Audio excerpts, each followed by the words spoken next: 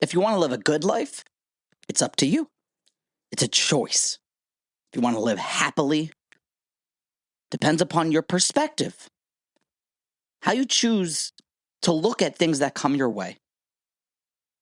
Parshas Shelach preaches this lesson over and over.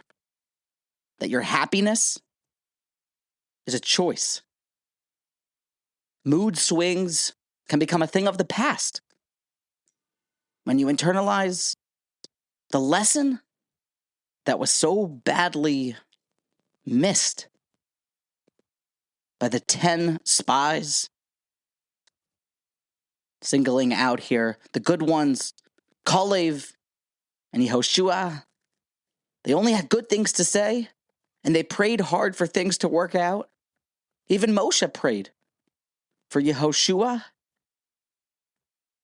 But because of a poor perspective, as we will soon see, everything came crashing down, and 40 years of wandering aimlessly, literally to the opposite end of the earth or the opposite end of the wilderness, was now declared.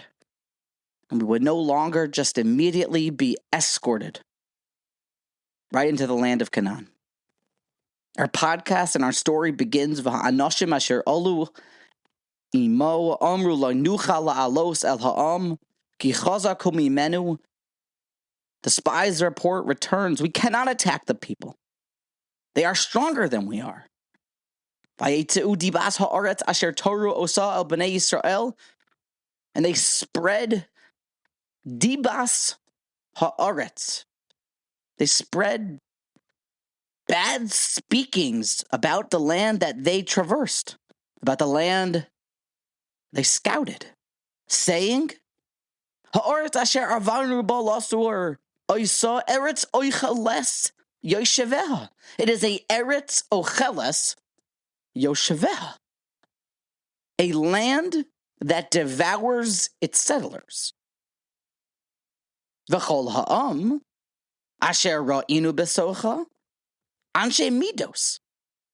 All the people that we saw there, they're huge.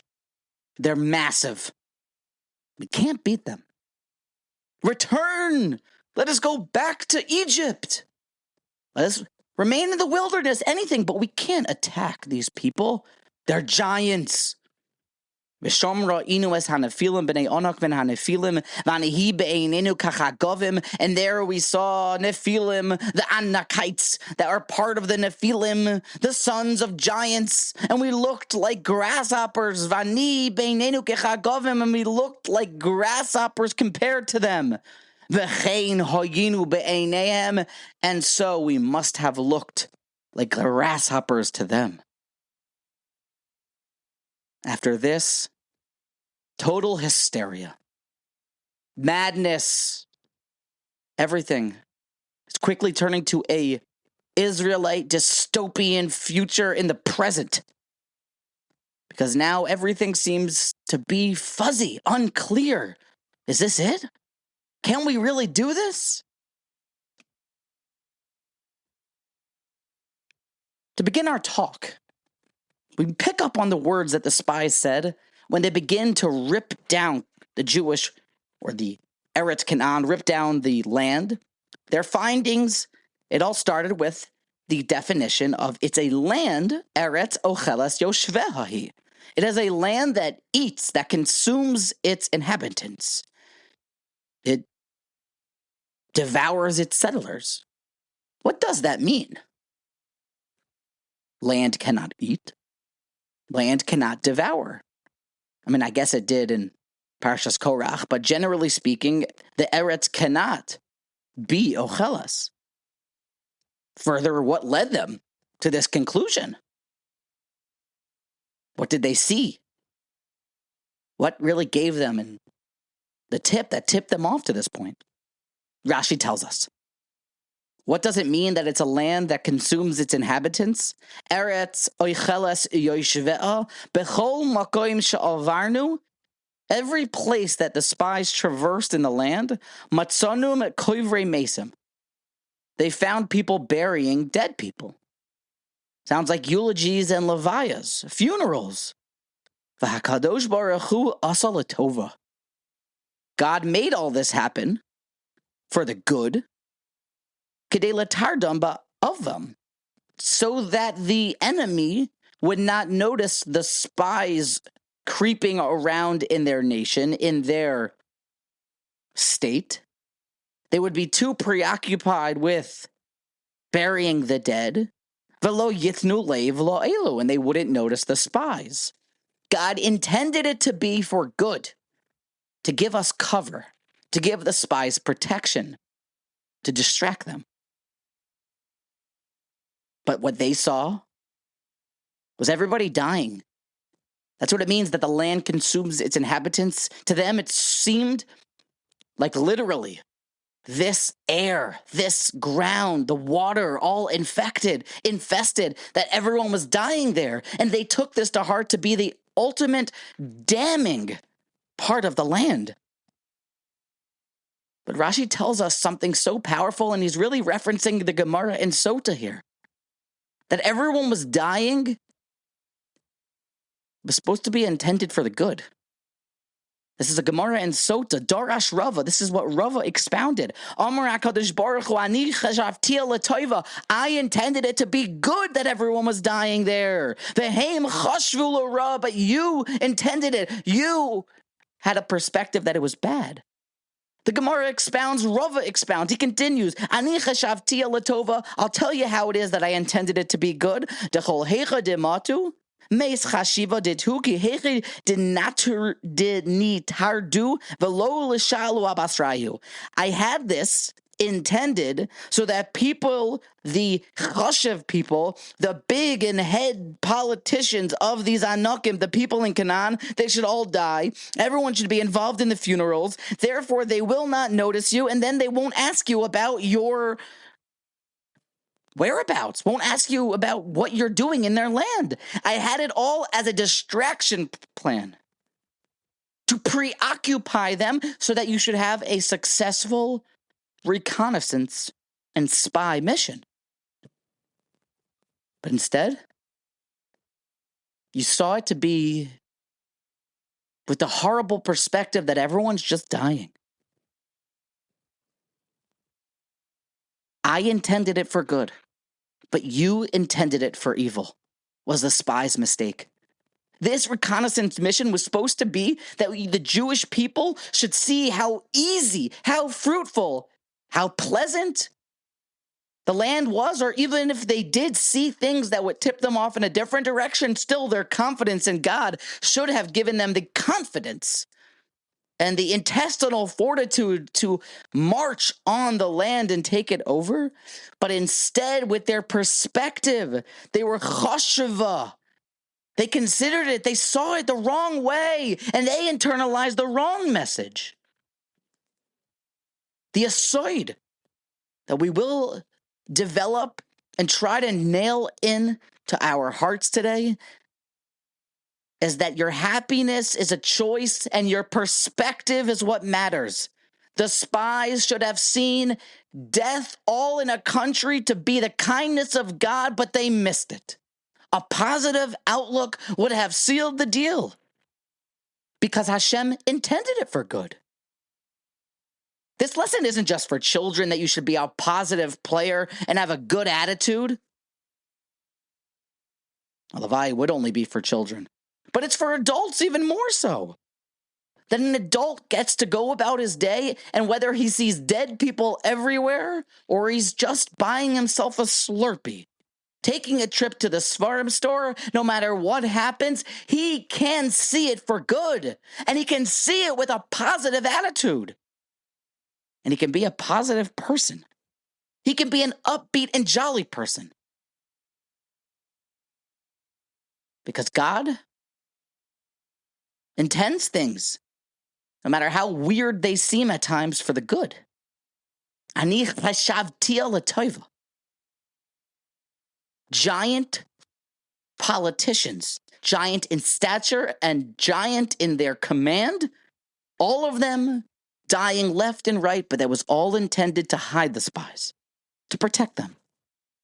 The spies' mistake of their poor and negative, sober Sally, deadbeat, downer perspective continues and is illuminated when we see in 1326 Yud Gimel Chav Vav Vayelchu Vayavo El Moshe VeAaron Vel Kol Adas Bnei Yisrael El Midbar Paron Kadesha Vayoshivu Eisam Dvar Vel Skolo Edo Vayirum Espri Haaretz. They went and they came. They went. Vayelchu Vayavo is how it begins. There seems to be some going and some returning that is interconnected, that the Torah puts them next to each other. Rashi picks up on it and tells us, Lahakish halichasam lebiasam. This is to connect their traveling and their returning.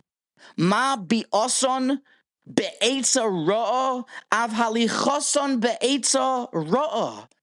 They left and went and traversed with a bad attitude to give bad etza. Now, mind you, this is before they've even seen anything. But they went be'etza ra'ah. Just imagine what that means. Av halichason be'etza ra'ah. Everything was with this negative perspective, kind of with a predetermined mindset. But look how badly they missed the boat. Vayavo el nachal eshkol vayichresu misham zemoira ve'eshkol anovim echad. They reached Wadi Eshkol, the river of Eshkol, and there they cut down a branch with a single cluster of grapes. It was a heavy branch.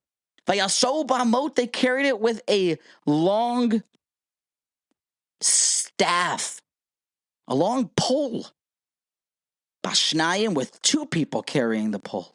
And they also carried some pomegranates and some figs. Rashi picks up on, what do you mean? They're carrying it on this long pole, but it was two people carrying it. Rashi says, they carried it with a long pole. Of course, it takes two to tango. It takes two people to hold up the pole if it's a long, large pole. So why does it say Matam Lomer Bishnayim? Bishnei Motos. There was two poles, and each pole had two people, so there's four total people. Kesed, how did this look? Shmona Notlu Eshkol, it was 8 people. 8 spies bore the cluster of grapes.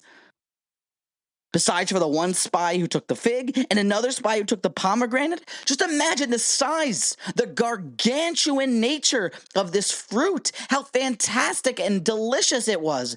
Just how imagine biting into this delicious fig. I don't like figs, but for those that like figs, check for bugs first and then dig in. And if it's big and large and luscious, imagine being able to see these delicious figs and these delicious pomegranates, the grapes. Imagine squashing them and turning them into a delicious white wine, a rosé, building a fruit sangria.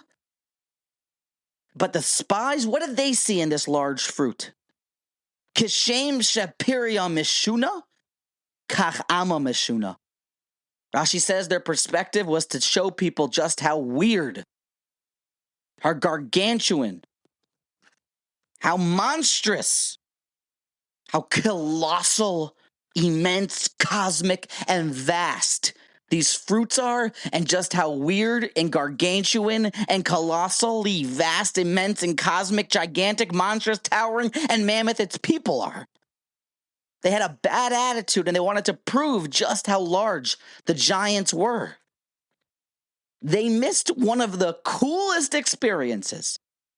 Large Israeli grapes, because of a bad attitude, because of a holchan be'etza ra'o, vayavo'u be'etza ra'o, va'ani chashveha le'toiva, v'atem choshevim l'ra. Chayvas halavavos is one of the 3 most foundational Musar Svarim that you can pick up. Orchos Tzadikim Mesilas Yesharim Chovos Halavavos is, well, not the unanimous top 3, but 3 that are super popular.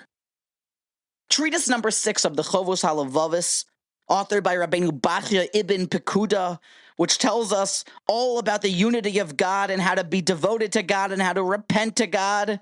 It has 10 separate sections, and in section 3, in section 6, called Shar HaChni'ah, submission in front of God, treatise number 6 tells a famous mashal, a parable, a story.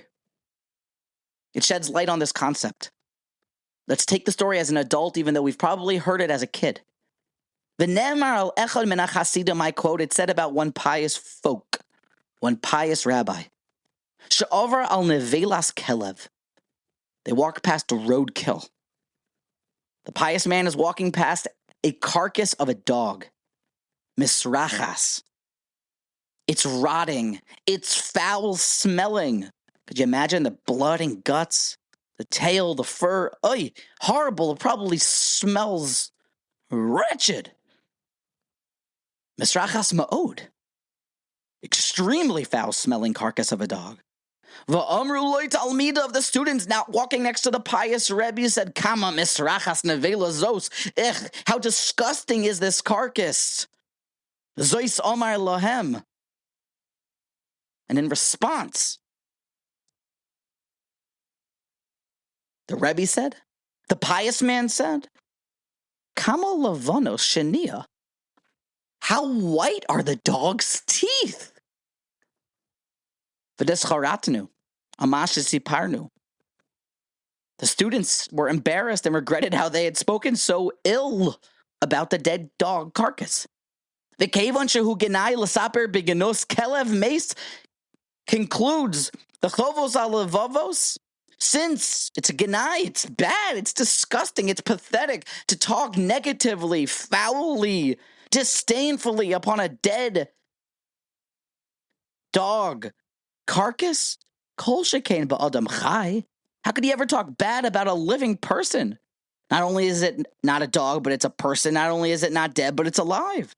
V'kevan shehu tov l'shabeach nivlas kelev beloiven shineha. And since you see the pious man, it's good. He finds the good. He has the good perspective to see the beautifully sparkling white teeth of this Great Dane, this poodle, this terrier. Certainly, all the more so you should praise. You're obligated. It's obligatory to praise, to extol, and to laud a person who thinks and understands.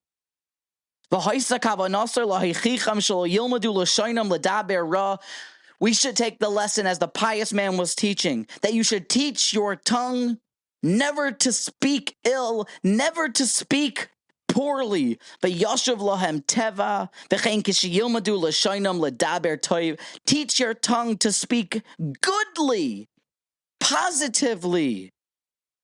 And by doing this, lahem teva kavua, you can actually install a new motherboard in your mouth and in your head and start seeing the world good, positively. And he continues to cite 3 different proofs to his concept. Each one can be unpacked, but the message, without the proofs from the psukim, are clear as day. You can even find shockingly shiny, white, beautifully straight teeth, even in the side, the mouth of roadkill of a dead animal dog carcass. Because you can choose what to look for and what you find. You can find the good in everything. And conversely, you can also choose to have a bad attitude and to find the bad in everything. You want to be a student of Abraham, this is how you live your life. Avos, hey, yud tes, kol mi sheyesh biyada shloisha dvarim alalu mitalmidav shel Avram Avinu u'shlosha dvarim acher mitalmidav shel Bilam HaRasha. What stands as the very nafka mina, the 2 different camps of a good perspective or a bad perspective, is the decision whether or not you will be drafted into Avram Avinu's army or you will suffer the consequences and have to go to Slytherin, play for the Red Sox, or hang out with Bilam's camp? What will decide this draft? Ayin tova ruach nemucha v'nefesh shefala. Mitalmidov shel Avram Avinu. A good eye, a good perspective, a humble person, a very calm and modest person. That's Abrahamic-like. And the opposite is of Bilam. And Ayin Tova, see the Rambam there, it means to have a stopkus. It means to be content. It means to be joyful in your heart. It means to find the shockingly white, sparkling teeth even inside of the dead animal carcass. L'hanchil oyavai yesh v'atzreiseyam amalei is the proof that the Mishnah uses that God endows goodness to those that love him and see the good. God fills their treasure houses. You inherit this world and the next from a mere good perspective, from a positive outlook. How is the question? How does one gain this attribute? The answer is to train yourself. The same way that there is to learn any skill. It's to do it constantly, no matter how hard it is, but it quickly gets easier. How do you start lifting weights? You just pick them up. You start. How do you start to talk nicely? You do it once. Your next situation that you're stuck on the side of the road without any gas, that's your first opportunity to say, wow, at least my car has good air conditioning. You've made the choice to think that way. A good eye. You're enveloping yourself in positivity. You're consciously changing your thought patterns and behaviors by this positive outlook. You're taking the high road and making the choice to be a happy and positive person and seeing the world the way, wait for it, it's intended to be seen. Unlike those that want to tell you the world is a very scary and dark place. Ani chishavti l'toiva, God intended it for good. Even people dying left and right of these large giants. It's the mistake of the spies and the spies within us to constantly look for the evil and say, yeah, but what if, or it could have been. Yoshua and Kalev would find joy in the large fruits, find joy in the air conditioning and music inside of the car with no gas, and similarly, like the pious individual, find incredibly, spankingly, shockingly, strikingly white-centered, straight teeth in the mouth of the dog Carcass. It doesn't mean you have to ignore the bad in your life. It just means that you're making a conscious decision to focus on the good. And that is your choice. In baseball, they call it, and maybe this will help us remember the concept and push it down into our hearts. They'll say if the pitcher is about to wind up and throw the ball, and it just lands outside the strike zone, and the batter chose not to swing because he had a good eye, because he saw what was coming, he chose to not swing at the pitch, rewarded with a ball call by the umpire.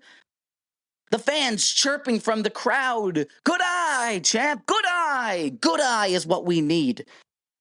No matter what is thrown our way, no matter whether it lands in the strike zone or outside the strike zone, a good eye is required. And a bad eye is what destroys and sends children off the derech faster than you can imagine. The details of the story from Rav Moshe Feinstein telling the great Maggid Rav Yaakov Galinsky when he got to the Lower East Side about the state of American Jewry, and him lamenting the fact that so many of the children are not religious because their parents, while they were laid off every single Shabbos when they refused to come into work, and that was an incredible undertaking, an act of Mesiras Nefesh. But some of them had this mindset of schwer zu sein a Yid. It's schwer to be a Jew. It's hard to be Jewish, says the old Yiddish proverb. And these children, they grew up in the lap, not of luxury, but in the lap of schwer zu sein a Yid, and the bad perspective, the negative outlook, the depressed and held back and chained in mindset is what pushed so many innocent young Jewish sucklings and adolescents off of the derech.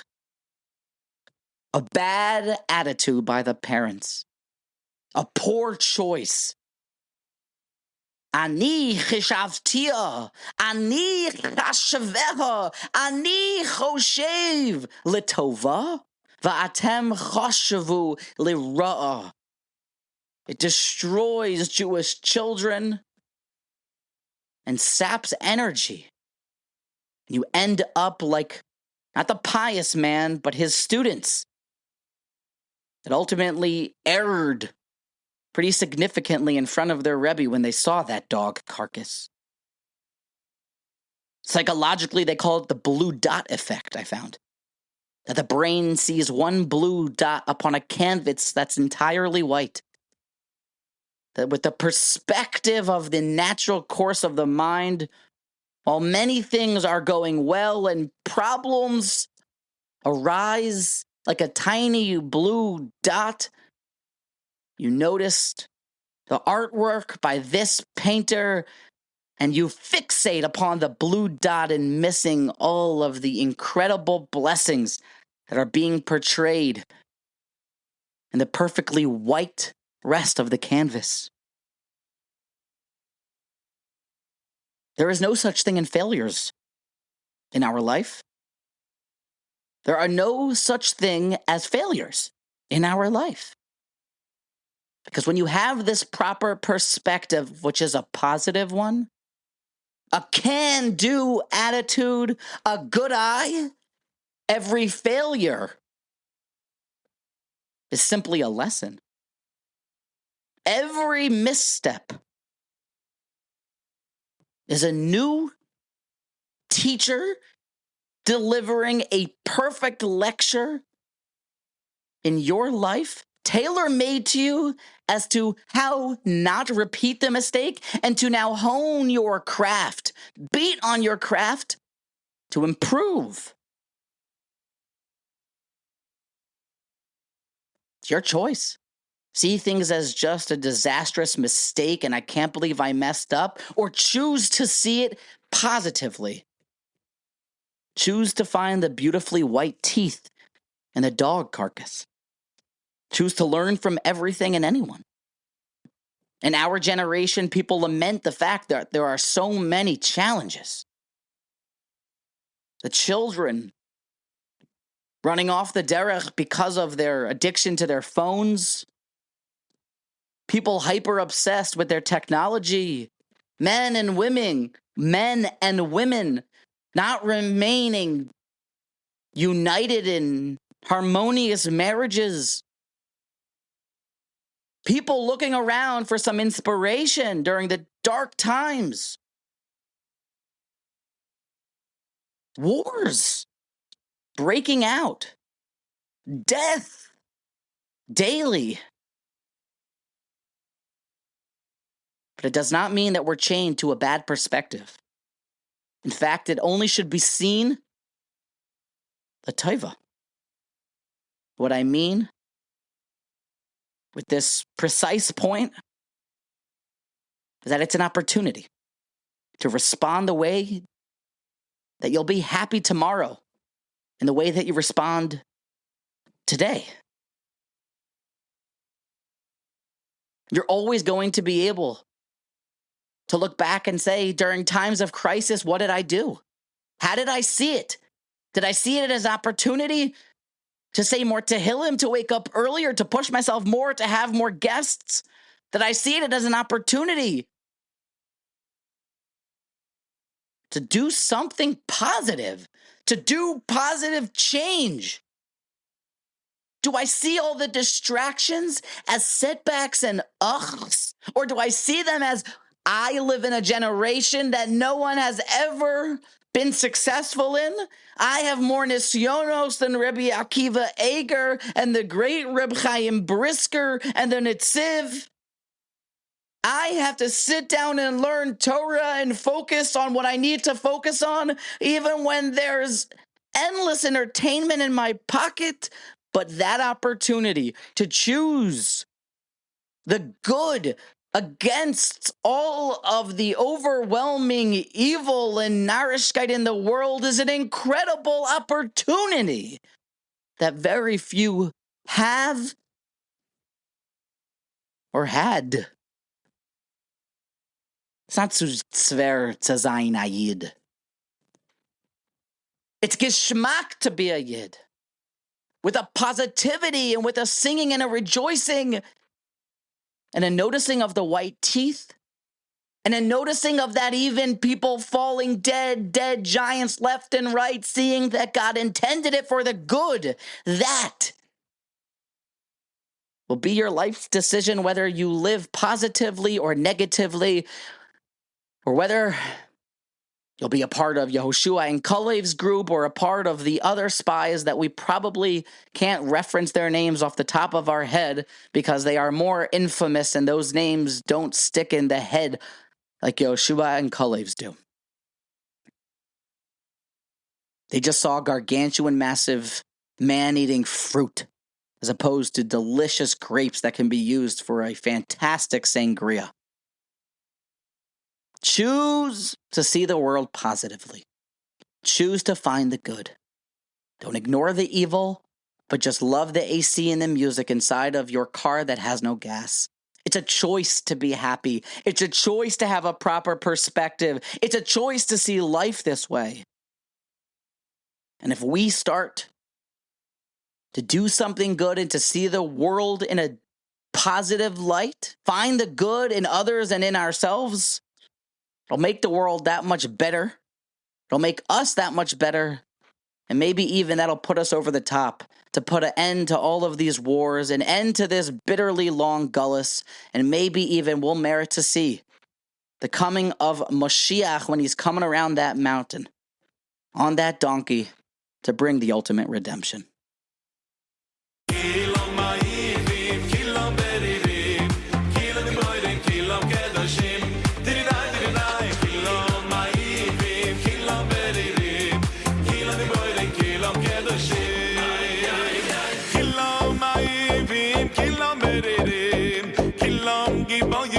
Kilam kedoshim